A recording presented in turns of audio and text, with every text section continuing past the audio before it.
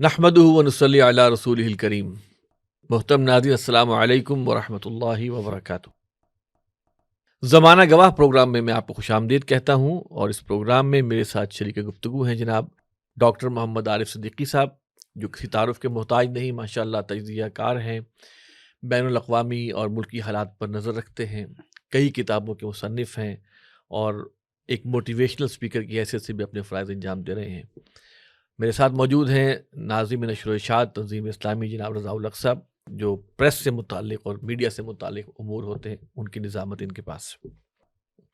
ناظرین، آج ہمارے گفتگو کا موضوع ایسا موضوع ہے جو اس وقت شاید تمام دنیا میں اور تمام چینلز پر موضوع چل رہا ہے، اور وہ یہ ہے جو کچھ دن پہلے آپ نے دیکھا کہ ایک اسٹیج شو ہوا اوول آفس کے اندر، اور اس کے اندر جسے ہم کہتے ہیں نا کہ پوری دنیا کو ایک میسیج دیا گیا۔ ملکوں کی تاریخ میں پہلی دفعہ واقعہ ہوا کہ دو صدور آپس میں الجھ پڑے، اور ایک صدر کی حمایت کے لیے ان کے نائب صدر بھی اور ان کے اور لوگ بھی جو موجود تھے، اور دوسرے صدر کو سب کو سامنے بلا کر اس کو جسے کہتے ہیں نا اس کی تحقیر کی گئی، جس انداز میں اس سے بات کی گئی وہ سب لوگوں کے سامنے ہے، اور وہ دنیا بھی حیران تھی کہ یہ کیا ہونے جا رہا ہے۔ اس واقعے کے بعد دنیا میں بہت ساری تبدیلیاں توقع ہے جن کی کہ وہ ہو سکتی ہیں۔ مثال کے طور پر یورپ نے بالکل اس چیز کو ایک اور انداز میں لیا اور اپنی اسٹریٹجیز وہ بنا رہا ہے، اور یوکرین کے حوالے سے وہ جو یورپ جو ہے وہ اس وقت نئی تدبیریں اور پلاننگ کر رہا ہے۔ روس کے ساتھ جو ہے، پوٹن کے ساتھ جو امریکی صدر ہیں، ان کے جو تعلقات نئے استوار ہوئے ہیں، جس کے تحت ایسا محسوس ہوتا ہے کہ جیسے اس میٹنگ میں جو کہ دنیا کے سامنے پیش کی گئی میڈیا میں، جس میں بحث ہوئی کہ صدر ٹرمپ جو ہے وہ تو ایک طرح سے پوٹن کے وکیل کا کردار ادا کر رہے ہیں۔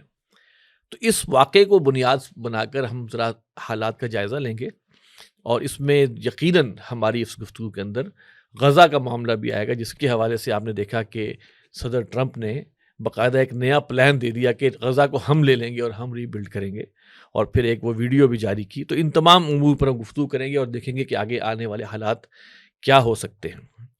ڈاکٹر عارف صدیقی صاحب، میں آپ سے شروع کرتا ہوں کہ یہ جس کو میں کہوں ایک اسٹیج شو ہوا دنیا کے سامنے کہ اوول آفس کے اندر امریکی صدر ٹرمپ اور یوکرین کے صدر زیلنسکی جو ہے وہ آپس میں ان کی بحث ہوئی، یہ پورا جو اسٹیج شو ہے اس حوالے سے آپ کیا سمجھتے ہیں؟ یہ اچانک ہو گیا، یہ پہلے سے کوئی کسی حد تک پلاننگ کے تحت ہوا، اور اس سے کیا دنیا کو کیا مفہوم دینا، کیا پیغام دینا مقصود تھا؟ آپ نے وہ ٹرم بڑی مزیدار یوز کر لیا، اسٹیج شو۔ تو اسٹیج شو میں ظاہر ہے کہ ڈرامے ہوتے ہیں، ڈراموں میں ایکٹر کام کرتے ہیں۔ تو اگر آپ کے اس ٹرم کو آگے لے کے چلوں تو اس ڈرامے میں دونوں طرف ایکٹرز تھے۔ زیلنسکی بھی جو ہے اپنے دور میں ایک ایکٹر تھا، ٹی وی سیریل میں کام کرتا رہا، مزاحیہ کردار ادا کرتا رہا، اور ٹرمپ جو ہے یہ ایکٹر بھی تھا، مسخرہ بھی تھا، کلاؤن تھا نا یہ بیسیکلی۔ جی۔ تو یہ دونوں ایکٹرز بھی تھے، ڈرامہ بھی اسٹیج کیا گیا اور دنیا کو دکھایا بھی گیا۔ اگر آپ کی بات کو پہلے تو ٹرو کر لیتا ہوں میں، دوسرا اینگل بعد میں دیکھتے ہیں۔ جب اس طرح کا ڈرامہ بین الاقوامی سیاست میں میڈیا پر دکھایا جائے خاص طور پہ، تو ڈیفینیٹلی شاید ایک وجہ یہ ہوتی ہے کہ اصل وجہ سے توجہ ہٹا دی جائے۔ اچھا، آپ کی توجہ یہاں پر رکھی جائے، آپ اس کے اوپر تجزیے کرتے رہیں سارے کے سارے، اور در پردہ جو گیم چل رہی ہو جب وہ تکمیل تک پہنچے تو وہ کہ چیک میٹ، اس وقت آپ کے سامنے کوئی صورت ہی نہ رہے۔ ممکن ایک صورت تو یہ بھی ہے، ہم اسے بھی دیکھنا چاہیے۔ جی۔ دوسری صورت جو ہم دیکھ رہے ہیں، دو صدور کے درمیان جو بدتمیزی ہوئی یا جو کچھ بھی ہوا، اس میں آپ آغاز سے دیکھیں، اگر یہ صحیح ہے تو ایک طرح اسٹیج ڈرامہ ہے، ہم نے وہ ایک صحیح ہے، ہم فرض کر لیتے ہیں کہ یہ صحیح ہے، اور اگر یہ صحیح ہے تو سب سے پہلے زیلنسکی جب آتا ہے تو وہ سفارتی آداب کو وہ ٹھوکر پر رکھتا ہے، یعنی جو لباس اس نے پہنا، آغاز تو وہاں سے لباس سے ہوتا ہے کہ پروٹوکول میں ہر چیز طے ہوتی ہے، ہر چیز طے ہوتی ہے۔ اس نے اس پروٹوکول کو وائلیٹ کیا، جس کا کہ ٹرمپ نے پھر وہیں پہ دروازے پہ ہی شکوہ کر دیا، اور اندر آ کے اس سے ایک رپورٹر نے بھی اس بارے میں اچھی خاصی بحث کی اس کے ساتھ۔ اس کے بعد انتظار کس کو کروایا جاتا ہے؟ زیلنسکی کا اس اہم میٹنگ میں لیٹ پہنچنا بھی ایک میسج تھا، نان وربل میسج، کہ میں تمہارے ساتھ جو ہے نا اس طریقے سے نہیں اب مزید غلامی نبھاؤں گا جیسی میں نبھاتا رہا ہوں۔ اگر یہ صحیح چل رہا ڈرامہ تو بتا رہا ہوں میں۔ اچھا، اب یہ دونوں صورتیں ہو گئیں، یہ وہاں پر پہنچ گیا۔ اس کے بعد جو ہوا وہ بھی ہمارے سامنے ہے۔ اب ہم ٹرمپ کو جسے ہم سمجھتے ہیں کہ وہ ایک پاور سمبل ہے، ٹائکون ہے، اس کا اپنا نائب صدر اس کی بات ٹوک کے بیچ میں بول رہا ہے۔ اس کا مطلب ہے کہ ان کے پیچھے بھی ماسٹر کوئی اور ہے۔ دیکھیں، اگر تو وہ ٹرمپ کی ساری پلاننگ ہے، مثال دے رہا ہوں کہ ٹرمپ ہی لیڈ کر رہا ہے ساری چیزوں کو، تو پھر اس کے وائس پریزیڈنٹ کو اس کی بات ٹوک کے اپنی بیچ میں بات کرنا کسی بھی طریقے سے نہیں بنتا تھا. اس میٹنگ میں صدیوں سے بنائے ہوئے سفارتی پروٹوکولز کو جس طریقے سے توڑا پھوڑا اور طاقت و تاراج کیا گیا، سفارتی آداب دنیا کے بدل گئے اس کے بعد، اس سے بہت سارے میسج ملتے ہیں. اور آپ کو بتاتا چلوں کہ اس سے پہلے 2 مزید صدور کے ساتھ، جن میں سے ایک برطانیہ کا صدر تھا، وزیر اعظم، دوسرا مجھے یاد نہیں آ رہا، ان کے ساتھ بھی ٹرمپ یہی کچھ کر چکا ہے. ڈانٹ ڈپٹ، bad language, bad body language کے ساتھ انہیں ایک میسج دے چکا ہے کہ میں تم سب کو اپنی ٹھوکر پر رکھتا ہوں. اور وہ یورپین جنہیں ہم درجہ اول کے شہری قرار دیتے ہیں دنیا کے، کہ ہم تو ترقی پذیر یا پسماندہ ممالک ہیں، وہ ترقی یافتہ ممالک ہیں، وہاں آزادی اظہار رائے اور پتہ نہیں کیا کیا کچھ ہوتا ہے. ان سب کو دیکھ لیجئے، اتنی تحقیر کے بعد ان سب نے یہ تو کہا کہ ہم 2 بلین ڈالرز جو ہیں وہ یوکرین کو دیں گے، چندہ کر کے، چندہ وہ بھی اسے واپس لیں گے بعد میں، قرض. ہاں قرض کے طور پر دیں گے. تو ہم امریکہ کی بجائے، امریکہ $350 ارب دے چکا، تو یہ $2 ارب مجھے بتائیے 1% بھی نہیں بنا. تو یہ تو بیسیکلی دکھاوا ہی نا سارا. لیکن ان تمام نے بار بار اکٹھا ہونے کے باوجود ایک بیان بھی ٹرمپ کی مذمت میں جاری نہیں کیا. اس کا مطلب یہ ہے کہ یورپ کی جتنی پھو پھاں تھی اس کے پیچھے امریکہ کی تائید. جی ایگزیکٹلی. اس میں آج یہ بات کھل کر سامنے آ گئی کہ یورپ کے اندر جو ہوا بھری ہوئی تھی وہ امریکن پمپ کے ذریعے بھری گئی تھی، اور امریکہ نے جیسے اپنا پمپ نکالا. آپ دیکھیں کہ جب وہ برطانیہ کا وزیر اعظم وہاں جاتا ہے تو وہ اپنے آپ سے نا اپنی طاقت شو کرنا چاہتا ہے، وہ بتانا چاہتا ہے کہ ہم نے مل کے کیا. تو ٹرمپ تمسخر کے انداز میں کہتا ہے کہ تم اکیلے روس سے لڑ سکتے ہو. تو وہ شرمندہ سی ہنسی، کھسیانی بلی والی ہنسی ہنس کے نا وہ نیچے نظریں جھکا کے چپ ہو گیا سارے کا سارا. اچھا اب یہ دیکھ لیجئے کہ ایک تو اس سے یہ بات ثابت ہو گئی کہ امریکی کے مفادات جو ہیں، وہ ہینری کسنجر نے کہا تھا نا ایک دفعہ کہ امریکہ کا دشمن تو بچ سکتا ہے، امریکہ کا دوست اس سے نہیں بچ سکتا. تو ہم سمجھتے رہے کہ وہ خالی پاکستان کے بارے میں تھا. اس نے کہا تھا نا کہ امریکہ کی دشمنی از ڈینجرس بٹ دوستی از فیٹل. ہاں وہ دوست نہیں بچ سکتا اس کا. تو امریکہ نے اپنی تاریخ کو دہرایا، اس نے بتایا کہ میں واقعی ویسا ہی ہوں جیسا ہینری کسنجر نے کہا تھا. تو یہ معاملات تمہارے سامنے آگے کھل کے کہ کیا ہے. اب ہم آگے سے، ہم سے مراد دنیا کیسے رسپونڈ کر رہی ہے. یہ پیغام جو دیا گیا ہے دنیا کو، یہ جو آپ فرما رہے ہیں، آپ نے ایک تو کہا نا کہ ہو سکتا ہے کہ صحیح اصل ہو، میں دونوں صورتیں ہمیں دیکھ لینی چاہیے نا، کیونکہ ابھی تو ہمیں اگر اصل ہے تو یہ ایکسٹمپور ہوا ہے، سارا کچھ اچانک ہوا ہے. تو اس میں تو اس کا مطلب یہ لگتا ہے کہ اب بس امریکہ نے پیغام دے دیا کہ اب میں پوٹن کے ساتھ کھڑا ہوں. ٹرمپ نے پیغام دے دیا جی. اور اب آپ جو ہیں بس اب ہماری ٹرمز پر آ جائیں. دیکھیں جو ٹرمپ ہے نا، یہ ایک ایسا نارسسٹ خود کش بمبار ہے جو امریکہ کی کرسی صدارت پر بیٹھ گیا ہے. اور خود کش بمبار جہاں موجود ہے وہیں پھٹے گا نا. جب یہ وہاں پھٹے گا تو وہیں پر نقصان پہنچائے گا. اس میں کوئی شک نہیں کہ اتنا خود پسند نرگسیت کا مارا ہوا آدمی وہ کسی بھی صورت میں لانگ ٹرم آپ کو فائدہ یا ملک کو فائدہ، کسی بھی لوگوں کو فائدہ نہیں دے سکتا. یہ بات تو بالکل کلیئر ہے. وہ صرف اپنا مفاد سوچتا ہے. جہاں تک آپ نے بات کی ہے پوٹن کی، کہ وہ پوٹن کے ساتھ کام کر رہا ہے، تو آپ کو یاد ہوگا کہ جب پچھلے الیکشن ہوئے ہیں ٹرمپ کے، اس کے بعد اس کے اوپر کیس چلے. کیس کیا تھے کہ اس کے الیکشن میں رشین پیسہ، رشین انفلوئنس استعمال ہوا ہے. حتیٰ کہ فیس بک کے ڈیٹا کے بارے میں بھی کہا گیا کہ وہاں سے وہ خریدا گیا، چوری کیا گیا اور الیکشن کو مینیپولیٹ کرنے کے لیے استعمال کیا گیا.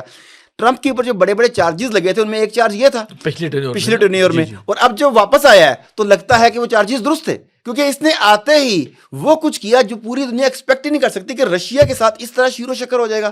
اس کا مطلب ہے کہ غالباً یہ چیزیں پہلے سے طے شدہ تھیں.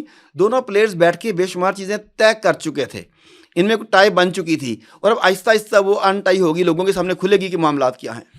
رضا الحق صاحب، اس میں جو یوکرین کے صدر کا جو رسپانس رہا اور جو اس نے اپنے پوائنٹس بتائے، جو اس نے اپنی شرائط بتائیں جس کے اوپر کہ یہ معاملہ جو ہے وہ بحث کے اندر چلا گیا، آپ کیا سمجھتے ہیں کہ یوکرین کے صدر اس معاملے میں کتنا آن دی رائٹ سائڈ ہے؟ بسم اللہ الرحمن الرحیم. ڈاکٹر صاحب نے بڑی تفصیل کے ساتھ تجزیہ اس پوری سچویشن کا کیا، خاص طور پہ وہاں پہ جو ایک آپ نے فرمایا، جس طرح درست فرمایا، سٹیج سجا، یہ بھی ایک آؤٹ کم، یعنی یا اس کا یوں کہیں کہ ایویلیویشن ایک پہلو ہو سکتا ہے. یعنی کہ ہم یہ کہیں کہ واقعی سٹیج سجا تھا. اور دوسرا پہلو یہ ہو سکتا ہے کہ وہ حقیقت میں ہوا، وہاں پہ ایکسٹمپور ہوا، وہیں بھی یہ ایک معاملہ بہرحال آپس میں بحث کی صورت میں چھڑ گیا. یوکرین کا جو معاملہ ہے نا، وہ اس حوالے سے بڑا سینسٹیو ہے کہ یورپ کا اگر آپ جغرافیکل سچویشن دیکھیں نا، تو وہاں پہ سب سے بڑا ملک اور بائی اے لارج ڈسٹینس سب سے بڑا ملک جو ہے وہ رشیا ہے. تقریباً 17 ملین اسکوائر کلومیٹرز پر مشتمل ہے. سیکنڈ لارجسٹ ملک یوکرین ہے، تقریباً 6.5 لاکھ مربع کلومیٹر. اب آپ مقابلے میں ذرا اندازہ کر لیں، جو جرمنی ہے وہ تقریباً 3.5 لاکھ مربع کلومیٹر ہے، اور یوکرین اور رشیا جو ہیں وہ مل کر آپ یوں کہیں یوکرین کو خاص طور پہ bread basket of the world کہا جاتا تھا، کیونکہ وہاں پہ گندم جو ہے یہ دونوں ممالک 40% دنیا کی وہاں پیدا ہوتی ہے. پاکستان بھی لیتا ہے یوکرینین یہ گندم، اپنے یہاں پہ بھی افسوس کی بات ہے کہ زرعی ملک زرعی ملک ہونے کے باوجود لیتا ہے. اچھا، جس وقت یہ یو ایس ایس آر کی شکست و ریخت کا معاملہ ہو رہا تھا تو اس وقت جو مختلف اس میں سے حصے ٹوٹے بکھرے نکلے وہاں سے ممالک، ان میں کچھ آپ کو ایشیا میں نظر آتے ہیں، کچھ یورپ میں نظر آتے ہیں. ٹھیک ہے، کچھ ایشیا میں جو دکھائی دیتے ہیں بہت کلیئر ہے، قازقستان ہے، ترکمانستان ہے، ازبکستان ہے، جتنے بھی استان ہیں یہ سارے وہاں سے نکلے. لیکن یورپ میں بھی نکلے، ان میں جارجیا، بیلاروس، یوکرین، یہ تینوں شامل ہیں.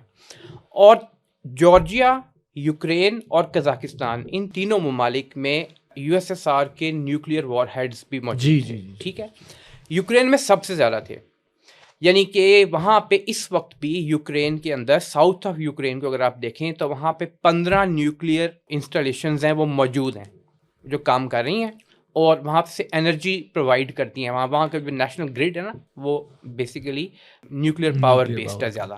ٹھیک ہے، پھر اچھا ہوا یہ کہ اس وقت یہ معاملہ کیا گیا کہ اب یہ جو ایٹمی ہتھیار موجود ہیں ان کو کیسے واپس لیا جائے، کیسے سنبھالا جائے.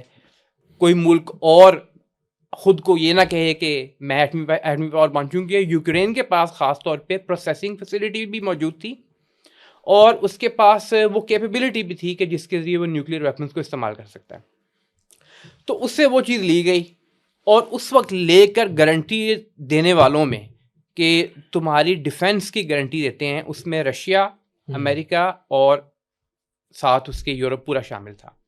وہ منسک کا معاہدہ، تم یہ نیوکلیئر اپنے اثاثے استعداد یا اثاثے دے دو، جی ہم تمہاری حفاظت کا کی ذمہ گارنٹی لیتے دیتے ہیں، ہیں. ذمہ لیتے ہیں. اچھا، یہ اس کی سب سے بڑی مسٹیک تھی اگر دیکھا جائے، ہمالائن مسٹیک. ہمالائن مسٹیک. اس کی وجہ یہ ہے کہ اس وقت اس دور کے اندر آپ کسی دوسرے پر اگر ریلائی کرتے ہیں تو یا تو ایسا ملک ہو جس کی اسٹریٹجک اہمیت کوئی نہ ہو، یا وہ ملک پنگے نہ لیتا ہو، خاموش سائڈ پہ بیٹھا رہتا ہو. اگر وہ اسٹریٹجک اہمیت رکھتا ہے وہ ملک، جس طرح پاکستان کی ایک اسٹریٹجک اہمیت اپنی جگہ موجود ہے، اور بہرحال اس کے دوسرے ممالک کے ساتھ سیکیورٹی کنسرنز بھی ہیں جس طرح پاکستان کی ہیں، انڈیا کے ساتھ ہیں. جی بالکل. تو یوکرین کا بھی یہی معاملہ تھا بالکل. اور رشیا نے، آپ کو یاد ہوگا کہ 3 سال قبل رشیا نے اینٹیسپیٹ کر کے اٹیک کیا تھا یوکرین پر. اور وہ کیوں اٹیک کیا تھا؟ ڈیفینسو وار نہیں تھی، وہ اگریسو وار. اس کی ریزن یہ تھی کہ نیٹو کی جو ایسٹ ورڈ ایکسپینشن کا پورا فارمولا چل رہا تھا، جس میں امریکہ تو بنیادی طور پہ نیٹو کو سب سے بڑا جو اس کا یوں کہہ لیں کہ فنڈر ہے، جو اس کو پیسے فراہم کرتا ہے اور اسلحہ فراہم کرتا ہے، وہ تو نیٹو امریکہ خود ہے. تو امریکہ یہ چاہتا تھا کہ رشیا کو کنٹین کیا جائے اس طرح سے. لیکن اس کے بعد 9/11 کے ساتھ ساتھ پالیسیز بدلنا شروع ہوئیں. اچھا، ساتھ آپ دیکھتے ہیں کہ یوکرین کے ذریعے ہی 2004 میں پہلے کوشش کی گئی اورنج ریولوشن کے نام سے کہ وہاں پہ پرو رشین گورنمنٹ کو ہٹا کر پرو یورپین گورنمنٹ لائی جائے. اچھا، وہ کہ ایک حد تک کامیاب ہوئی، لیکن پھر 2009-10 میں دوبارہ پرو رشین گورنمنٹس آ گئیں. پھر 2014 میں ایک دفعہ دوبارہ ریولوشن لانے کی کوشش کی گئی اور اس کے نتیجے میں یہ زیلنسکی سامنے آیا، پرو ویسٹرن آ گیا. اب وہ پرو ویسٹرن آئے تو پرو ویسٹرن آ کے سب سے پہلا کام کیا کیا انہوں نے کہ میں یہ جو EU ہے، یورپین یونین اور نیٹو، اس کا ممبر بنوں گا. یہ بات شروع کر دی آ کے.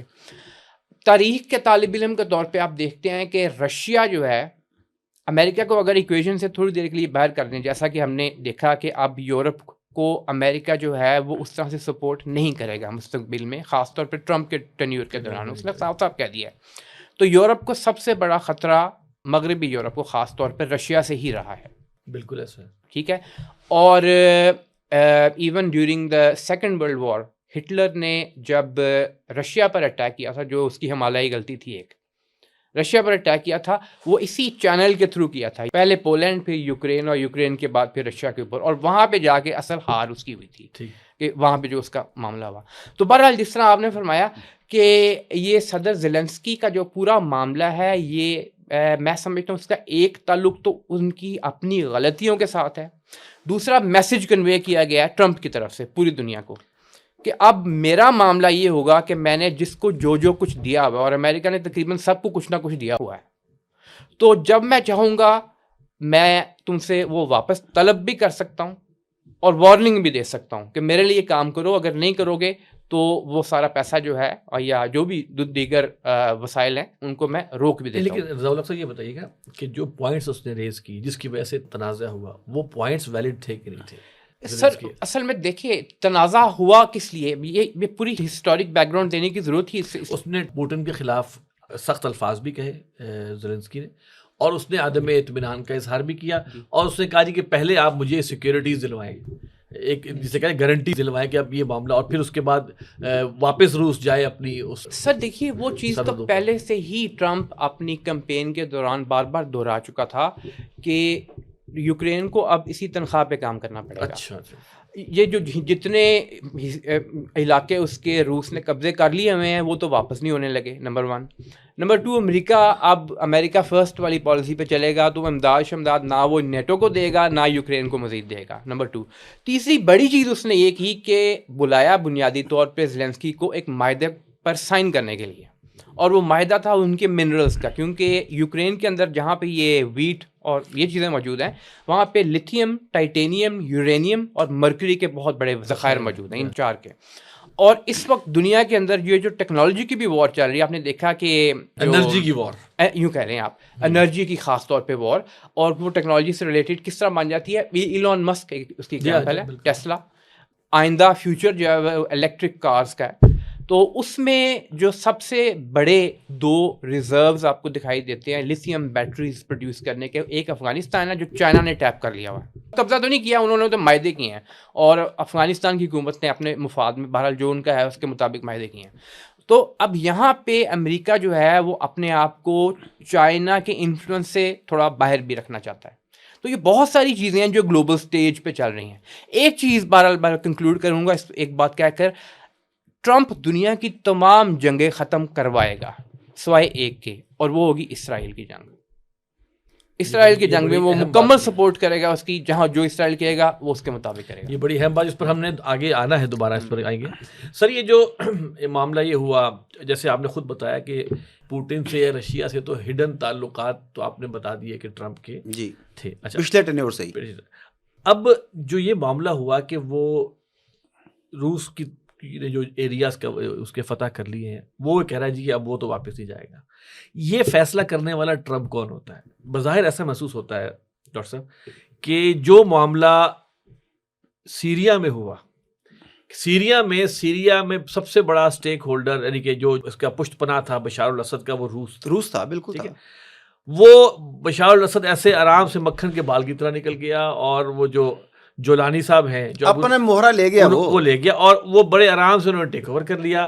ساتھ ہی اسرائیل نے اپنی سرحدیں بڑھانی شروع کر دی, اس نے پینیٹریشن شروع کر دیا, بفر زون اپنی بڑھاتا چلا جا رہا ہے. وہ آج تک وہ بڑھا رہا ہے مسلسل.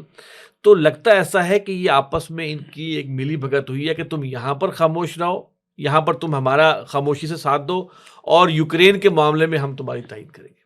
کیا خیال ہے آپ کا؟ ایسے ہی ہے, جب خلافت عثمانیہ کا سقوط ہوا ہے اس وقت بندربانٹ کر لی گئی تھی پہلے سے ہی. جس طرح اس وقت بندربانٹ کر لی گئی تھی, وہ بعد میں پتہ لگ گیا کیا ہوا ہے ایگزیکٹلی. ابھی بھی بظاہر ایسا ہی لگتا ہے کہ ان دونوں طاقتوں نے مل کے فیصلہ کر لیا ہے کہ اب ہم اپنی جگہ کو ڈیسائیڈ کر لیتے ہیں کہ میرے مہرے یہاں بیٹھیں گے, تمہارے مہرے یہاں بیٹھیں گے, یہ تمہاری باؤنڈریز ہیں, یہ ہماری باؤنڈریز ہیں. بظاہر ایسا ہی لگتا ہے, لیکن یہ پاسبل نہیں ہے. یہ کچھ دیر کے لیے تو ممکن ہے کہ ایسا چل سکے, 2 سال 4 سال, 1 ڈیکیڈ چلا جائے, لیکن یہ کبھی بھی ممکن نہیں ہے کہ 2 طاقتیں ہوں اور وہ ایک دوسرے کو مسلسل ذکر پہنچانے کی کوشش نہ کریں. مثلا بھی رضا الحق صاحب نے جو چند باتیں کی, میں ساتھ انہیں دوبارہ سے اس کوشچن میں ایڈ کرنا چاہتا ہوں. مثلا ابھی انہوں نے لیتھیم کا اور الیکٹرک کارز کا ذکر کیا, اور اس میں کوئی شک بھی نہیں ہے. لیکن اب کیا کر رہے ہیں, ٹرمپ نے آتا ہی ایک اور کام یہ کیا, اس نے کہا کہ الیکٹرک گاڑیاں کوئی نہیں ہوتی, مطلب ہے کہ یہ کوئی فیوچر نہیں ہے, آپ کو تیل نکالنا پڑے گا زیادہ سے زیادہ. ہم اپنے تیل کے محفوظ ذخائر جو امریکہ نہیں نکال رہا تھا, اس نے وہ دوبارہ سے نکالنے کا آرڈر دے دیا. سعودی عرب کو بھی کہا کہ تیل زیادہ نکالو. کیوں کہا؟ اسے پتہ ہے کہ اب رشیا اور چائنا لیتھیم بیٹری اور اس کے ذخائر پر قبضے کی وجہ سے اس مارکیٹ کو یہ کیپچر کر لیں گے. آپ یہ دیکھیے بہت اہم بات آپ نے کی کہ چائنا الیکٹرک گاڑیوں میں کہاں آگے پہنچ گیا. امریکہ میں صرف ایک ٹیسلا کا نام ہے, جی جی, لیکن وہ بھی فلاپڈ ہے, چائنا اور وہ بھی فلاپڈ ہے, لیکن چائنا نے الیکٹرک کاروں میں پوری دنیا میں جسے کہتے ہیں نا اسے کیپچر کیا, پینیٹریٹ کر لیا نا. اچھا, اس سے بچنے کے لیے, اس کے خوف کے پیش نظر اس نے ان کے خلاف اب ایک کمپین کے طور پہ کام شروع کیا کہ پیٹرول زیادہ بناؤ تاکہ پیٹرول جو ہے ہمارے اویلیبل ہو. ہمارا فیوچر پیٹرول کے ساتھ وابستہ ہے, ان کے ساتھ نہیں ہے. لیکن ساتھ ساتھ یہ جو ریئر ارتھ منرلز تھے ان پہ ان کا وہ پورا قبضہ کرنے کا, وہ تو لیتھیم پر بھی قبضہ کرنے کی کوشش کریں گے, لیکن اس وقت چونکہ اس کے قبضے میں نہیں ہے تو اس کے متبادل اس نے یہ کرنا شروع کر دیا. اس میں ہوا کیا کہ اس میں زیلنسکی کو بطور مہرہ استعمال کیا گیا. زیلنسکی بیسیکلی بے وقوف تھا نا, اسے استعمال کیا گیا. آپ دیکھیں سفارتی آداب ہیں, آپ حکومت پر تنقید کرتے ہیں. رشین گورنمنٹ نے یہ کیا, امریکن گورنمنٹ نے یہ کیا, زیلنسکی اس کا نام لے کے کہہ رہا ہے وہ قاتل ہے. دیکھیں مجھے اس سے پہلے کسی ملک میں بتائیں کسی ملک کے صدر نے ایسا کہا ہو کہ کسی دوسرے ملک کے گورنمنٹ کی بات کرتے ہیں, ان کی آرمی کی حالت جنگ ہے نا آپس میں ان کی, ڈاکٹر صاحب ان کی لیکن حالت جنگ میں بھی کب ایسا ہوتا ہے؟ پہلے کچھ سفارتی آداب ہوتے ہیں. پریزیڈنٹ بات کر رہا ہے, عام جرنلسٹ بات نہیں کر رہا, مبصر بات نہیں کر رہا, پریزیڈنٹ بات کر رہا ہے. تو وہ کہتے ہیں کہ دشمنی جم کر کرو مگر اتنی گنجائش رہے کہ جب کبھی ہم دوست ہو جائے تو شرمندہ نہ ہو. انہوں نے وہ بھی سارے کا سارا غیر سفارتی زبان استعمال کی. اور اب ہوا کہ آپ دیکھیں کہ اب سارے معاملے میں کیا ہو رہا ہے. یوکرین کے معاملے میں یوکرین اور یورپ باہر ہے. یوکرین کا ڈیسیژن نہ یوکرین کرنے جا رہا ہے نہ یورپ کرنے جا رہا ہے. ہم نے کہا اس کی پوزیشن کیا ہے, جغرافیائی پوزیشن کیا ہے, یورپ کے لیے کتنا اہم ہے, اس کا رقبہ کہاں کہاں ملتا ہے, لیکن اس کے مستقبل کا فیصلہ روس اور امریکہ بیٹھ کے کر رہے ہیں. یوکرین کے فیصلے میں یوکرین شامل نہیں ہے, یوکرین کے فیصلے میں روس شامل نہیں ہے. اس کی وجہ وہی جس طرف آپ نے اشارہ کیا کہ پہلے سے بندربانٹ ہو چکی ہے. یہ تو ٹھیک ہو گیا لیکن یہ بندربانٹ چلے گی نہیں. دس از مائی پوائنٹ. کیونکہ مفادات کی جنگ آج نہیں تو کل ٹکرائے گی آپس میں. جس طرح ہماری گورنمنٹ اور ادارے یہ ہو سکتا ہے کہ ٹرمپ کی ٹینیور تک یہ دوستی چلے. نہیں, پالیسیز شاید اتنی جلدی نہ چینج ہوں, یہ بات بھی اپنی جگہ درست ہے ڈاکٹر صاحب کی. اور جو ایک دیکھیے یہ جو جسے کہتے ہیں نا ورلڈ آرڈر, ورلڈ آرڈر وہ جسے ہمارا ان الدین عند اللہ الاسلام کہتے ہیں نا, دین, ورلڈ آرڈر ایک دین ہوتا ہے, وہ پورا چل رہا ہوتا ہے. اس میں پوری لیئرز ہوتی ہیں مختلف جو چل رہی ہیں, ٹھیک ہے. اس میں آپ کا پولیٹیکل سسٹم بھی چل رہا ہوتا ہے, ساتھ ہی آپ کا اکنامک سسٹم بھی چل رہا ہوتا ہے.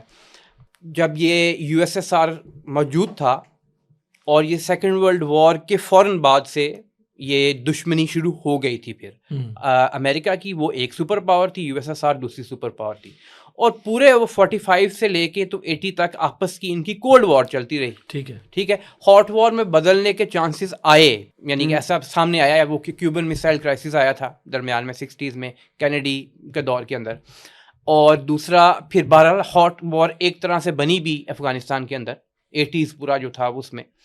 اور اسی کی بنیاد پر دو چیزیں تھیں. ایک تو یو ایس ایس آر نے اپنی بنیادی آئیڈیالوجی کو چھوڑ دیا تھا. اگر وہ کمیونزم ایز این آئیڈیالوجی اس کو فالو کرتے رہتے تو شاید ان کا سروائیول ہو جاتا پھر بھی, لیکن اس نے کیپٹلسٹ آئیڈیالوجی کے مطابق تھوڑا اپنے آپ کو شفٹ کرنا شروع کر دیا تھا. جب وہ آئیڈیالوجی اپنی چینج کر دی اس نے, تو اس کے نتیجے میں بہرحال پھر وہ کمپیٹیبل نہیں رہی, اس کے سسٹمز کمپیٹیبل نہیں رہتے. ایک وجہ تو یہ آئی. ساتھ ہی اس کے آپ دیکھیں کہ دوسری طرف وہ جو افغانستان کے اندر جو بری طرح اس کو شکست ہوئی وہاں پہ, تو اس نے جو ورلڈ آرڈر تھا اس پورے کو بدل دیا. ٹھیک ہے. یو ایس ایس آر گر گیا, دنیا یونیپولر ہو گئی نا, یونیپولر ہو گئی. اب وہ یونیپولر جب تک رہی اس وقت تک وہ ورلڈ آرڈر چلتا رہا جو امریکہ چلا رہا تھا. ٹھیک ہے. جیسے ہی چائنا اور رشیا نے اپنی ایک ویٹ گین کیا, وہ دوبارہ بائی پولر یا کم از کم ملٹی پولر کی طرف جانی شروع ہو گئی, یعنی کم از کم وہ یونیپولر نہیں رہی. ٹھیک ہے. ابھی یہ سچویشن ہے. تو آپ کی بات جو ہے وہ اپنی جگہ بجائے بالکل کہ یہ ایک پالیسی ایسی بھی ہو سکتی ہے, اور یہ بھی ممکن ہے کہ ممالک دیکھ رہے ہوں اور خاموش ہوں, وہ کہیں let's wait this wave out, کہ جب تک ٹرمپ موجود ہے ہو سکتا ہے کہ وہ ٹرمپ کے جاتی پالیسی بدل جائے, کوئی اور بندہ ہے اپنی پالیسی, لیکن پالیسی ایسے بنا نہیں کرتی, ایسا ہوتا نہیں ہے. ریئل ورلڈ کئی ڈیکیڈز تک چلتی ہیں. تو اس کا تو مطلب یہ ہوا نا کہ پھر یہ ان کی جو محبت ٹرمپ اور پوٹن کی محبت ہے, وہ پھر اس کا مطلب ہے وہ کچھ عرصہ چلے گی اور اس پہ دنیا جو ہے اس کو سفر کرے گی. اب یہ مجھے آپ ہی بتائیے رضا الحق صاحب کہ یہ اب اس کرنٹ سچویشن میں ایک طرف یورپ کھڑا ہے یوکرین کے ساتھ, ایک طرف ٹرمپ کھڑا ہے پوٹن کے ساتھ, کیا کوئی جنگ ہونے کا امکان ہے؟ کوئی کیا ہوگا؟ یہ یورپ کمزور ہو جائے گا جب امریکہ پیچھے سے ہٹ جائے گا تو یورپ بھی کمزور ہو جائے گا. اس کا کیا فیوچر رہے گا؟ جو انرجی کرائسس یورپ نے فیس کیا ہے اس وار کے بعد وہ تو پھر مزید اور خراب ہوتا چلا جائے گا. تو کیا سمجھ آ رہا ہے آپ کو کہ یہ جو یہ بہت بڑی جو ہے سمجھے طاقتیں ہیں یہ آپس میں ٹکرانے کا بھی کوئی امکان ہے ان کا؟ دیکھیے آصف یہ ممکن ہے. یورپ جو ہے نا وہ بہت چھوٹا ہے، ایز اے کانٹیننٹ یورپ بہت چھوٹا ہے، ٹھیک ہے. امریکہ از ویری سیف، ایک چیز تو ہمیں سمجھ لینی چاہیے. وہ تو زیلنسکی نے کہا کہ آپ کے تو بالکل، اور یہ بات حقیقت ہے. سیف اس حوالے سے کہ وہ اوشنز میں گرا ہوا ہے، وہاں تک فزیکلی کوئی نہیں پہنچے گا. کم از کم کوئی بحری جہاز ایسا نہیں ہے کہ جو یہاں سے چلے اور وہاں پہنچ کے اس پہ حملہ کر دے، ایسا ابھی کوئی یعنی دکھائی نہیں دیتا. ہاں اس کے جو مفادات ہیں پوری دنیا میں ان کے اوپر حملے ہو سکتے ہیں. اور یورپ کی جہاں تک بات ہے وہاں پہ ویسٹرن یورپ کا مکمل تکیہ تھا ہی امریکہ پر. یہ سیکنڈ ورلڈ وار کے بعد ارینجمنٹ بنا ہی ایسے تھا، پورا ارینجمنٹ ہی یہ تھا کہ برطانیہ، جرمنی، فرانس، یہ تین بڑے ممالک سب سے، اور اس کے بعد پھر باقی چھوٹے چھوٹے بھی، اٹلی، پرتگال، اسپین وغیرہ، یہ امریکہ کی اشید باد سے ہی چلیں گے. امریکہ جس طرح ان کو تو کرے گا اس کے مطابق چلیں گے. آپ کو یاد ہے جب یہ عراق وار تھی تو ٹونی بلیئر نے جیسے ساتھ دیا تھا اس کا، تو اس کا ایک نام پڑ گیا تھا پوری دنیا کے پریس میں، نام بھی آیا تھا، پوڈل آف بش. جیسے جیسے اس کو بش کہتا جائے گا ویسے ویسے وہ کرتا رہے گا. تو ابھی بھی معاملہ یہ ہے کہ اگرچہ وہ اس پوزیشن میں نہیں ہے کہ وہ آنکھیں دکھائیں. جرمن چانسلر کے انتخاب ہو رہا ہے دوبارہ ابھی، تو ایک نیا جرمن چانسلر بھی آئے گا، اس سے بھی کچھ تھوڑا سا چینج آ سکتا ہے. کیونکہ جرمن ایک ایسی قوم ہے جس نے ماضی میں بھی اپنی بیک بون دکھائی ہے، اور اس کے خلاف جو سب سے بڑا کارڈ استعمال کیا جاتا ہے وہ اینٹی سیمیٹزم کا کارڈ ہے. اگر کوئی وہ ایسی ویسی بات کرنے لگے، یورپ کو اگر خطرہ ہے، اور کیئر سٹارمر نے یہ بات کی ہے کہ مجھے سب سے بڑا خطرہ رشیا سے ہے، اور یہ بات اس کی ٹھیک ہے ایک حد تک، کیونکہ ڈائریکٹلی امریکہ اگر اس کو چھوڑ دیتا ہے، اور جیسے لگ رہا ہے کہ وہ اس کو اس طرح سے سپورٹ نہیں کرے گا جیسے پہلے کر رہا تھا، تو یورپ کے پاس اتنی ملٹری اسٹرینتھ نہیں ہے کہ وہ روس کا مقابلہ کر سکیں. اگر رشیا آل آؤٹ وار کی طرف چلا جاتا ہے، کیوں؟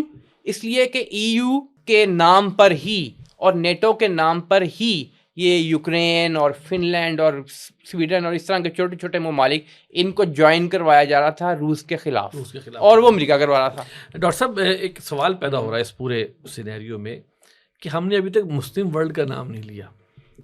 اس پورے جو ابھی نیا اسٹیج سیٹ ہو رہا ہے اس میں دو تو چیزیں آمنے سامنے، دو گروپس آمنے سامنے نظر آ رہے ہیں. اجلاس ہو رہا ہے نہیں، ایک امریکہ پوٹن، ٹرمپ پوٹن گروپ، اور ایک دیگر یورپ. عالم اسلام اس میں کس جگہ پہ کھڑا ہوگا؟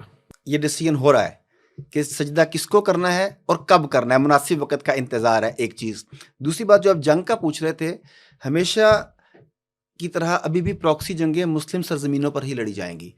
رضا الحق صاحب نے شروع میں اشارہ دیا تھا آپ کو کہ جنگیں ساری دنیا کی بے شک بند ہو جائیں، غزہ کی جنگ بند نہیں ہوگی. اس کی وجہ ہے کہ اس سے پہلے شام میں پراکسی جب چل رہی تھی تو امریکہ کی وہاں پہ پراکسی چل رہی تھی، رشیا کی پراکسی چل رہی تھی، ایران کی پراکسی چل رہی تھی، ترکی کی پراکسی چل رہی تھی، سعودیہ کی پراکسی چل رہی تھی. اپنے اپنے ہتھیار ٹیسٹ وہاں پہ کر رہے تھے، وہ ٹیسٹ لیب بھی تھی ساتھ ساتھ، اور خون مسلم جو ہے وہ سب سے ارزاں تھا وہاں پہ. تو ابھی بھی بے شک یہ شیک ہینڈ کر لیں رشیا اور امریکہ، ان کی پراکسیاں پھر بھی چلتی رہیں گی، اور وہ کسی نہ کسی مسلم اسٹیٹ پر، مسلم خطے پر چلیں گی. اور اس وقت جو خطہ نظر آ رہا ہے وہ وہی ہے جس کی طرف آپ نے اشارہ کیا تھا کہ وہ غزہ کا علاقہ ہوگا. کیونکہ وہ ایک ہنٹ میں آپ کو دوں کہ ایک تو شنید یہ بھی ہے نا کہ یہ کچھ ایسی ملاقات کی ارینجمنٹ کی جا رہی ہے، سعودی عرب جس کو ہوسٹ کر رہا ہے، جس میں کہ ٹرمپ اور پوٹن کی ملاقات ہوگی. اگرچہ لوور لیول پر تو کچھ ملاقاتیں ہوئی ہیں، لیکن وہ ابھی جو ہے وہ تو جو ہوسٹ کر رہا ہے ڈیفینیٹلی وہ دونوں کو لے کے چلے گا ساتھ، اور اس کے بعد جس طرح پلڑا بھاری ہوگا وہی ہوگا جس نے حکم دیا ہے کہ تم یہ میٹنگ یہاں پر ہوسٹ کرو. یہ ایک نشاندہی کرتی ہے بات کہ مسلم ورلڈ کس کو سجدہ کرنے جا رہی ہے. ایک تو یہ کرنے جا رہی ہے، دوسری ایک اور چیز ساتھ ساتھ ان کی گفتگو کو آگے تو کرتے ہوئے ساتھ، جیسا انہوں نے بتایا کہ جرمنوں کا ایک اپنا مقام تھا، یورپ یہ کرنے کے لیے جا رہا ہے وغیرہ وغیرہ. تو جس طریقے سے اب نیٹو غیر مؤثر ہونے جا رہی ہے، تقریباً ہو ہی چکی ہے، اسی طریقے سے میں پہلے بھی کسی پروگرام میں کہہ چکا ہوں کہ بین الاقوامی بے شمار ادارے بھی 2027 سے 30 تک ختم ہونے والے ہیں، اور پاسبلٹی ہے کہ UN بھی ان میں شامل ہو. بے شمار ادارے جس میں عالمی عدالت انصاف بھی تقریباً امریکہ کی طرف سے اینڈیڈ ہو گئی ہے، ختم ہوگی نا وہ حیثیت ہی ختم حیثیت ختم ہوگی اس کی. اسی طریقے سے آپ کی نیٹو جو ہے وہ ختم ہوگی, UN بھی ختم ہو جائے گی. وہ تمام کے تمام ادارے جو اس نہج تک پہنچانے کے لیے استعمال کیے گئے تھے کہ سچویشن اس حد تک پہنچ جائے تو پھر تمہاری ضرورت ختم ہو جائے گی, تو ان تمام کو ڈیزالو کر دیا جائے گا. پھر نئے ادارے بنیں گے, اس میں الائیڈ اور نان الائیڈ نیشنز ہوں گی. الائیڈ نیشنز وہ ہوں گی جو ان کے لیے کام کر رہی ہوں گی, ان کے ساتھ ہوں گی جن ترقی یافتہ اقوام کہتے ہیں. نان الائیڈ وہ ہوں گی جن کے خطوں کو پراکسی وارز کے لیے استعمال کیا جائے گا, اور بدقسمتی سے آبادی کو کم کیا جائے گا. اور بدقسمتی سے چونکہ فرقوں میں, لسانیت میں, قوموں میں بٹے ہوئے ہم ہی لوگ ہیں, ہر طرح کی تفریق میں بٹے ہوئے. تو پھر چونکہ تفریق ہم میں ہے تو پھر نان الائیڈ جو ہیں وہ ہم ہی قرار پائیں گے اور اسے ہمیں بھگتنا پڑے گا. رضا الحق صاحب, اب ہم آتے ہیں غزہ کی طرف. دیکھیے جیسے کہ سرسری سے ذکر پہلے بھی آیا کہ یہ جو روس خاموش رہا, شام میں جو بھی کچھ تبدیلی آئی بالکل خاموش رہا روس, اور اس کا جو پپٹ تھا وہاں سے وہ اڑ کے چلا بھی شاید وہیں پہ گیا ہے, انہی کے اندر وہیں پہ جا کے اس نے کوئی کام شروع کر دیا. ڈاکٹر ہے نا بیسیکلی, تو وہ تو خیر یہ ایک ڈیل اگر ہو گئی یہ والی کہ جناب ٹھیک ہے, ہم روس یہ کہے کہ جی آپ یہ شام کا علاقہ آپ اپنے جو مقاصد ہیں, ظاہری بات ہے ان کے یہاں پر مذہبی مقاصد بھی شامل ہیں, ٹھیک ہے, اچھا وہ آپ کریں اور مجھے جو ہے وہ یہاں پہ واک اوور دے دیں یوکرین کے اوپر. اب آپ مجھے بتائیں کہ غزہ کا آپ کو کیا مستقبل نظر آتا ہے اس تناظر میں کہ جب ٹرمپ کی طرف سے ایک AI سے بنی ہوئی ویڈیو جس کے اندر کہ غزہ کے مستقبل کو دکھایا گیا ہے کہ بڑی عیاشی کی جگہ ہے, جوے اور عیاشی کی جگہ, اور بڑا زبردست قسم کا وہاں ماحول ہے اور بالکل امن و سکون ہے, اور شیطان جو ہے وہ دنگا ناچ رہا ہے وہاں پہ, وہ ایک ویڈیو لانچ کی گئی. یہ ٹیزر تھا, یہ لوگوں کو پہلے سے تیار کرنے کی کوئی کوشش تھی, یعنی کہ یہ کیا سمجھ میں آ رہا ہے آپ کو کہ یہ غزہ کا کیا بنے گا؟ یہ ساری چیزیں ملا کر بالکل ٹھیک ہیں, آپ کی بات بالکل صحیح ہے. دیکھیے لبنان کا ماڈل بھی اسی طرح بنا تھا. لبنان کا جو ماڈل ہے, خلافت عثمانیہ جس دن ختم ہوئی ہے نا 1924, اس دن 40 ممالک ایک ہی دن میں اسی وقت at the same time simultaneously وجود میں آ گئے. ان میں یہ ٹرانس جارڈن کا جو پورا ایریا تھا اس کا نام اردن رکھ دیا گیا. وہ ملک ہی کوئی نہیں ہے, ویسے ہی ہے, بس ایک بادشاہ ادھر بیٹھا ہوا ہے, اس کی کوئی اہمیت ہی نہیں ہے.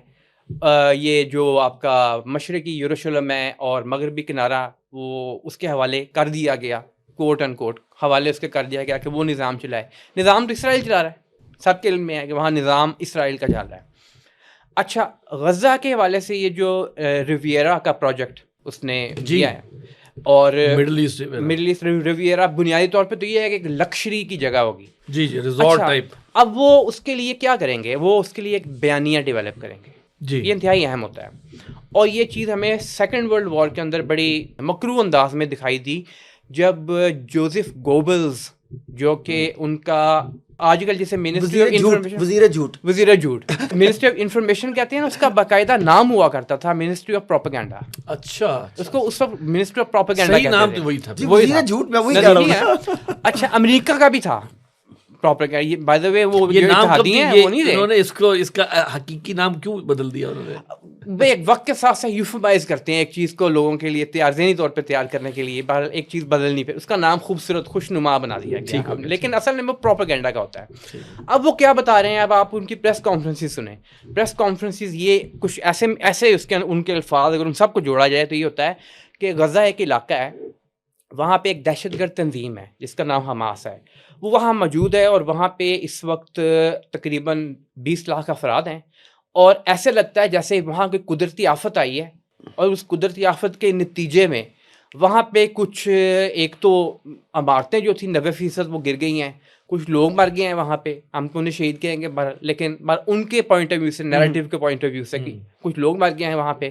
اور اس پوری سچویشن میں کہ جب وہاں پہ اسلحہ بھی ابھی ایسا موجود ہے جو کہ چلا ہوا اسلحہ نہیں ہے, وہاں پر لوگ رہ نہیں سکتے, تو ضرورت ہے کسی بڑی طاقت کی کہ وہ آ کے اس جگہ کو صاف کرے اور اس کو اچھا بنائے کس لحاظ سے, مٹیریلزم کی دنیا ہے, مٹیریلزم کے حوالے سے اچھا بنائے گا نا وہ, کہ مٹیریل حوالے سے اس کو اچھا بنائے. وہاں پہ ایک خوبصورت قسم بھی, ایک طرف آپ کا جو ریڈ سی ہے وہ لگتا ہے وہاں پہ ریزورٹس ہوں اچھے, وہاں پہ لوگ آئیں, کیسینوز ہوں, وہاں پہ آپ کو شراب خانے میں ملیں, اور ٹھیک ہے بالکل ساتھ ہی قریب ایک عبادت کی جگہ بھی ہے, کسی نے عبادت کے لیے جانا ہے تو اس کو بھی ویزا شیزا مل جائے گا, وہ جہاں جا کے عبادت بھی کر لے.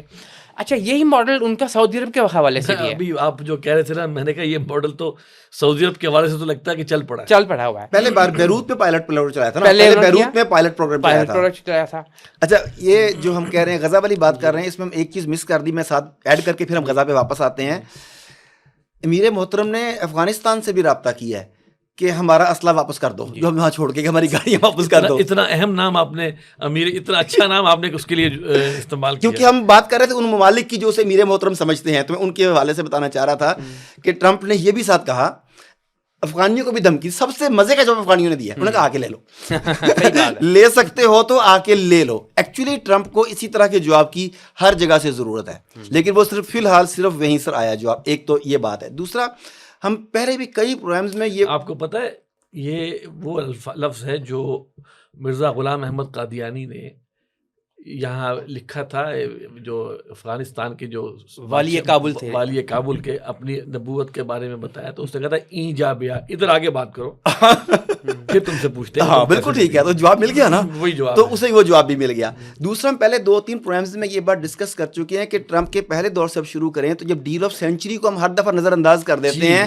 اسے بار بار سامنے رکھیں, اس کا متن بار بار پڑھیں, لوگوں کے سامنے لائیں کہ ڈیل آف سینچری کیا ہے اور اس کا ڈرافٹ کس نے بنایا, اس کی اس کا سیکنڈ تھا نا وہ.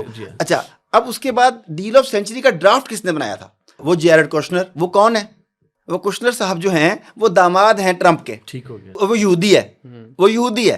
تو یہ کیسے ممکن ہے کہ ڈیل آف سینچری جو ٹرمپ کے داماد نے ڈرافٹ کی ہو اور اسے دوبارہ اقتدار میں آنے کے بعد اسے اپلائی کرنے جا رہے ہوں, تو یہ جو ہے یشی کا اڈا بنانے جا رہے ہیں ہمارے خیال میں کہ یہ کوئی ریئل اسٹیٹ کا بزنس ہونے کے لیے جا رہا ہے, مونٹی کارلو کی طرح کوئی ہم کسینو بنانے کے لیے جا رہے ہیں. ایسا نہیں ہونے جا رہا, یہ تو لوگوں کو دکھانے کے لیے ہے. اس جگہ کی مذہبی حیثیت کی وجہ سے یہ سارا کچھ کیا جا رہا ہے. یہ بات کبھی بھی نظر انداز مت کیجیے گا کہ اس جگہ پر ہونے والی جنگ صدیوں سے یا ہزاریوں سے جو چل رہی ہے وہ صرف اور صرف اس جگہ کی مذہبی حیثیت کی وجہ سے. اسے نام بدل دیتے ہیں, کبھی کہتے ہیں اکانومی کی جنگ ہے, کبھی کہتے ہیں عوام کے حقوق کی جنگ ہے, کبھی کہتے ہیں فلسطینیوں کی فلاح کی جنگ ہے, کبھی کہتے ہیں کہ ہم اسے ایک ریزورٹ بنانے کے لیے جا رہے ہیں, کبھی ہم ڈیولپمنٹ کا نام لے لیتے ہیں. مگر ایکچولی یہ سب کی سب جنگ جو ہے یہ مذہبی جنگ ہے, اور مذہبی جنگ ہی یہ رہے گی. ایک بات, عرب ممالک کیوں چپ ہیں, مسلم امہ کیوں چپ ہے اس سارے کو دیکھنے کے باوجود, اس کی وجہ یہ ہے کہ دوسروں کی بندوق سے سیکیورٹی کو انشور نہیں کیا جا سکتا. بندوق آپ کے پاس اپنی نہیں ہے, یوکرین کے پاس بندوق نہیں ہے نا اپنی. یوکرین نے اپنی بندوق, جیسا کہ آپ نے پہلے بتایا, انہوں نے ان کے ساتھ ڈیل کے نتیجے میں بندوق رکھ دی. وہ ایٹمی اثاثے ہوں, اصل میں وہ جنگ کی صلاحیت ہے, بندوق سے مراد ہے جنگ کی صلاحیت. اس نے اپنی جنگ کی صلاحیت کو سرنڈر کر دیا, نتیجہ ہم سب کے سامنے ہے, نتیجہ ہمارے سامنے ہے. اور یہی دباؤ جو ہے پاکستان پر بھی ڈالا جا رہا ہے. یہ سبق ہے ڈاکٹر صاحب, یہ پاکستانیوں کے لیے اگر سمجھ جائیں تو. یہ ہمارے روشن خیال کچھ نا دانشور جو ہے نا, ہاں رول بیک کر لو, کوئی بات نہیں, رول بیک کر لو, فلاں کر لو, کیا ضرورت ہے. یہ ایٹمی جو ہے اثاثہ ہے, اس کی تو ہمیں حفاظت کرنی پڑ رہی ہے. ہاں جی, یعنی کہ کچھ آئے کہ وہ ہماری حفاظت کرے. یہ ایسے سلوگن جو ہیں, فینسی سلوگنز, وہ نکالے جاتے ہیں. اور یہ ایک دنیا کے سامنے ایک بہت روشن مثال یہ یوکرین کی آئی ہے جی. اور اب جس طرح بھارت کو امریکہ تیار کر رہا ہے اپنے کچھ مقاصد کے لیے بظاہر اگینسٹ چائنا, جی جی, لیکن اس کی آڑ میں پاکستان کے اوپر جو ان کے نئے فائٹر 5th جنریشن جہاز بھی وہ دینے جا رہا ہے. جی بالکل. تو یہ بالکل پاکستانیوں کو تو اس میں اور الرٹ ہونا چاہیے. پاکستانی بم جو ہے وہ اسلامک بم بنتا ہے, Pakistani atomic assets Islamic atomic assets بنتے ہیں, پاکستانی طیارے اسلامک طیارے. مطلب بات درست ہے, ہم نے عرب اسرائیل جنگ میں کر کے بھی تو دکھایا ہے نا. اور کسی بھی وقت غیرت دوبارہ جاگ سکتی ہے, ایمان کی حرارت تو کبھی بھی جاگ سکتی ہے نا. تو امریکہ کا خدشہ بالکل درست ہے, لیکن ہم جو یہ کمپین چلاتے ہیں نا کہ ہمیں یہ اٹامک ایسٹس کو رول بیک کر کے ورلڈ بینک سے ڈیل کر لینی چاہیے, فلانا کر لینا چاہیے, آپ کا حال یوکرین سے بھی برا ہوگا. ڈاکٹر صاحب کی بات 100% درست ہے, اور یہ اس کی لائیو کیس اسٹڈی یوکرین کی صورت میں موجود ہے, لائیو کیس اسٹڈی, ٹھیک ہے. اور یہ بات بھی بالکل ٹھیک ہے. مثال کے طور پہ اگر امریکہ کو اس بات کا پتہ ہے, اسرائیل کو بھی اس بات کا پتہ ہے, وہ جو 67 میں جب انہوں نے جنگ جیتی تھی اور وہ پیرس میں جشن مناتے ہوئے انہوں نے کہا تھا کہ our real ideological equal that is Pakistan. اس وقت ایٹمی صلاحیت بھی نہیں تھی, لیکن ان کو پتہ تھا بہرحال یہ چیزیں پاکستان میں ڈیولپ کرنے کی صلاحیت موجود ہے, اور مذہبی حوالے سے ان کے سامنے وہ احادیث بھی موجود ہیں جن کے اندر اس خطے کی طرف اشارہ کم از کم ضرور ہے. اچھا, افغانستان میں آنے کی بنیادی وجوہات میں سے بھی 9/11 کے بعد ایک یہ تھی, ورنہ یہ کہ اگر انہوں نے وہاں پہ 9/11 میں کچھ لوگ انوالو تھے اور لیٹ سے چلیں مان لیا افغانستان میں اسامہ بن لادن موجود تھا, اس سے کچھ بندوں نے وہاں جا کے 9/11 کر دیا, 3000 بندہ مر گیا, اس کا مطلب ہے وہاں پہ بدلہ ان کو یہ چاہیے تھا کہ اسامہ بن لادن ان کے حوالے کر دیں. ٹھیک ہے, اسامہ بن لادن کے خلاف ثابت کر دیں, سب کوئی ثبوت دے دیں, اس کے حوالے کرنے کو تیار تھے افغان طالبان. جس دن یہ بات افغانستان سے گئی این اسی دن انہوں نے حملہ کر دیا افغانستان کے اوپر. یہ ایک ہسٹوریکل فیکٹ ہے. جس دن ملا عمر نے اس بات کا اعلان کیا کہ اگر اسامہ بن لادن کے حوالے سے آپ کے پاس کوئی ثبوت موجود ہیں وہ ہمیں دے دیں, ہم اس کو آپ کے حوالے کر دیں گے. صورت دیگر نہیں کریں گے. نہیں, دوسرا پارٹ بھی یہ تھا کہ اسے تیسرے غیر جانبدار ملک میں مقدمہ چلا لیا جائے. یہ تمہارے حوالے نہیں کریں گے, ثبوت تو تھا ہی نہیں, لیکن اگر تم پریشر ڈالتے ہو تو کسی غیر جانبدار, وہ تو دیکھیں اسٹیبلش فیکٹ ہے رضا الحق صاحب کہ 9/11 کے بعد دنیا میں سب سے بڑا بینیفیشری 9/11 کا جو ہے وہ اسرائیل تھا. جی, تو اب بھی آپ دیکھیں گے سب سے بڑا بینیفیشری فیوچر میں اسرائیلی ہوگا. اور یہ کیا تھا, لیگ آف نیشنز ٹوٹنے کا سب سے بڑا بینیفیشری بھی تو وہی تھا, اور اب UN ٹوٹنے کا بھی بینیفیشری وہی نکلے گا. ٹھیک ہے, اس کا ساری گیم تو پھر اسی کے ہاتھ میں چل رہی ہے. اور اب جو ہمارے سامنے پھر واپس اس پہ آ رہے ہیں غزہ کے حوالے سے کہ دیکھیں عرب ممالک کو ابھی جو ان کی کوئی وہ جو ہو رہی ہے بیٹھک سمٹ ہو رہی ہے, اس میں بھی وہ ری بلڈنگ کا ہوگا. تو میں سمجھتا یہ ہوں کہ شاید ری بلڈنگ کا کام جو ہے وہ کریں گے تو بیچارے عرب ممالک پیچھے ان کا سپروائزر جو ہے وہ بیٹھا ہوگا, اور وہ اس سلسلے میں وہ یہ چاہیں گے کہ بھائی پہلے ایک دفعہ جگہ وہ خالی کرائیں, پھر اپنے طریقے سے ہم ان کو دوبارہ سے آباد کریں گے اگر کرنا ہوا. ایک لمبی کہانی, ایک لمبی مشقت کی ایک زندگی ہے مزید فلسطینیوں کے لیے. سر اس میں تو کوئی شک نہیں کیونکہ حدیث کے اندر ایک جو حدیث کا مفہوم یہ ہے کہ جو فلسطین کا خطہ ہے, مفہوم بیان کر رہا ہوں, وہاں کبھی جہاد یعنی قتال ختم نہیں ہوگا, وہاں کبھی بند نہیں ہوگا, اور یہ چلتا رہے گا جب تک کہ یہاں تک کہ مسیح دجال کے خلاف وہ جو آخری ایک جنگ ہے وہ نہ کر لی جائے. یہ ایک بڑی کڑوی پل ہے جو سالو کرنی پڑے گی.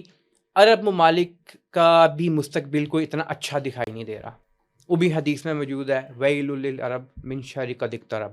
آپ صلی اللہ علیہ وسلم نے فرمایا کہ عربوں کے لیے ہلاکت ہے اس بہت بڑے شر یا فتنے کی وجہ سے جو کہ بہت قریب آ پہنچا ہے, اور وہ تو اب بالکل ہی کلیئرٹی کے ساتھ سامنے آ رہا ہے. اس لیے کہ جیسا کہ ڈاکٹر صاحب نے فرمایا بندوق اپنی نہیں ہے, وہ کون اپنے آپ کو پروٹیکٹ کر سکے گا, کوئی نہیں کر سکے گا. وہ ایک 2006 میں US آرمڈ سروسز جرنل کے اندر رالف پیٹرز کا ایک مضمون چھپا تھا, بلڈ بارڈرز. اس میں اس نے مڈل ایسٹ کا ایک نقشہ بنا کے دیا تھا جس میں سعودی عرب کو چھوٹا کر کے وہ protected territories of religious importance Mecca اور مدینہ یہ دکھایا تھا.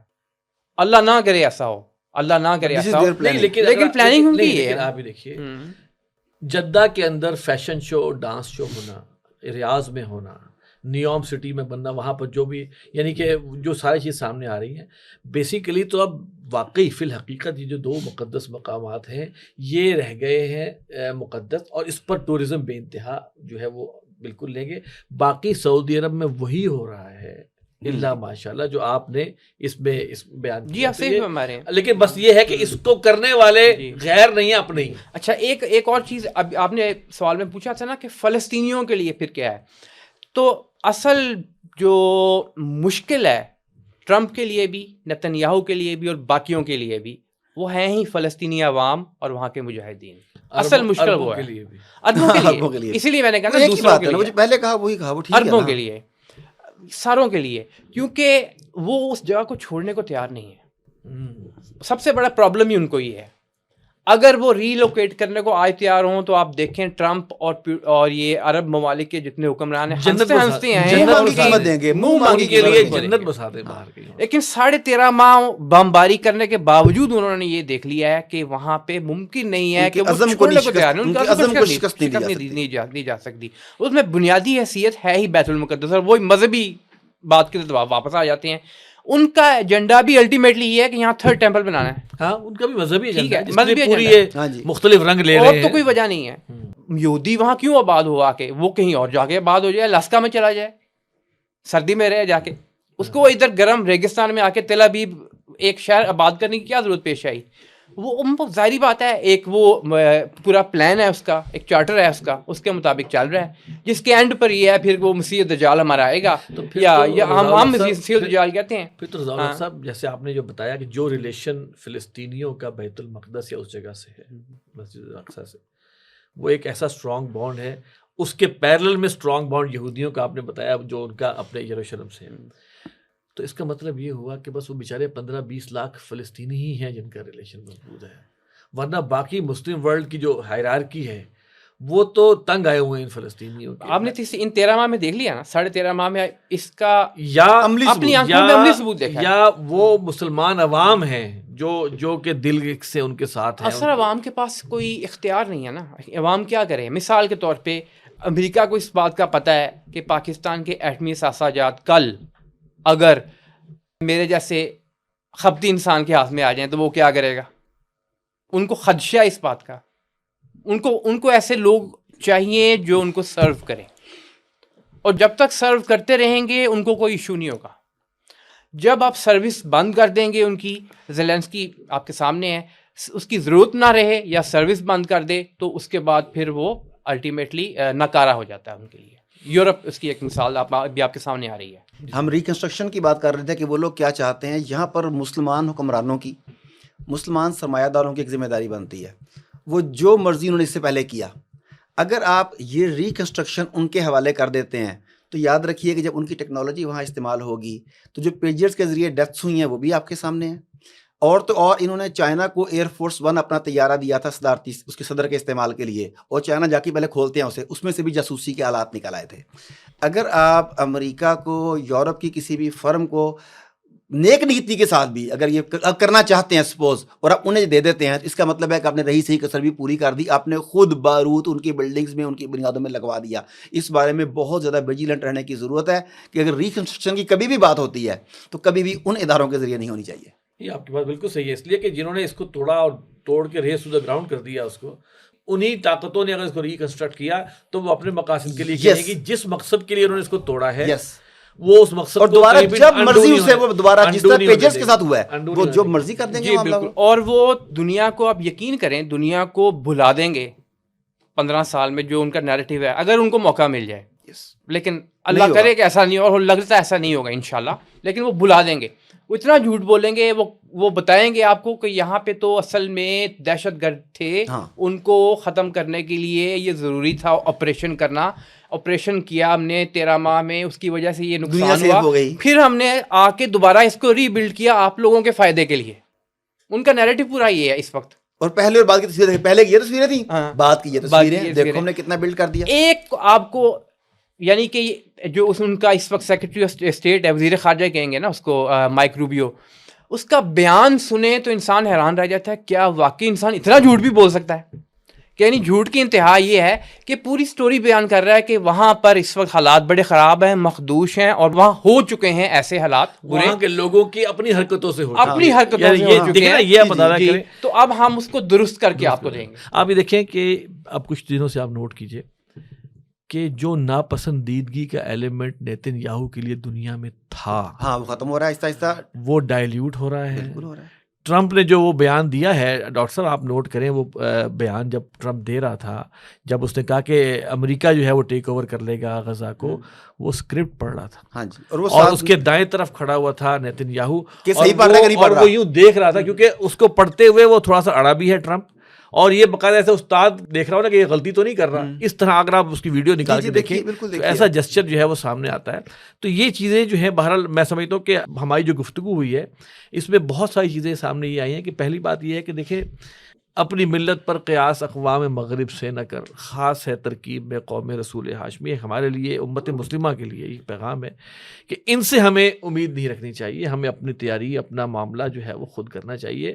پاکستان کی حد تک معاملہ یہ ہے کہ کسی بھی صورت میں پاکستان جو ہے وہ اول تو ان کا کسی کا بھی اعلی کار نہ بنے، اور نمبر دو یہ کہ کہیں پہ کوئی وہ شہد پہ لگا ہوا کوئی وہ آفر آ جائے کہ جناب آپ نیوکلیئر کے حوالے سے جو ہے وہ فارغ ہوں، تو وہ شکار کے لیے نا، وہ کبھی بھی اس کے اوپر نہ ٹریپ آئے۔ ہے۔ تیسری بات یہ کہ جو یہ معاملہ غزہ کے ساتھ پلاننگ کا یہ کر رہے ہیں، میں سمجھتا ہوں کہ تمام امت مسلمہ کو اس پر جو ہے وہ اویئر ہونا چاہیے کہ یہ ایک نئی جہت ہے جو کہ ڈیل آف دی سینچری اور ابراہیم ایکارڈ کی مزید یہ آگے اس کی طرف پیش قدمی ہے، اور اس میں کسی بھی قسم کے جو ہے وہ خوش فہمی میں نہ رہیں کہ وہاں پر جو یہ کام کرنے جا رہے ہیں وہ کوئی اصلاح کا ہوگا۔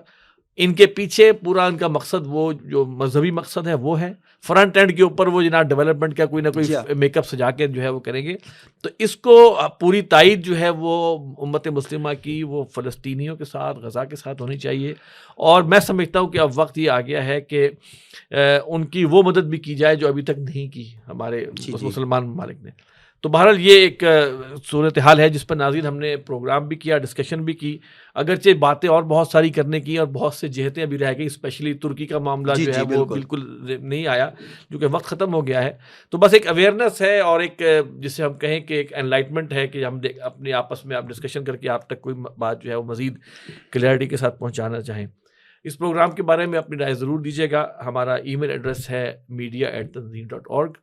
اگلے پروگرام تک کے لیے اجازت دیجیے۔ السلام علیکم ورحمۃ اللہ وبرکاتہ۔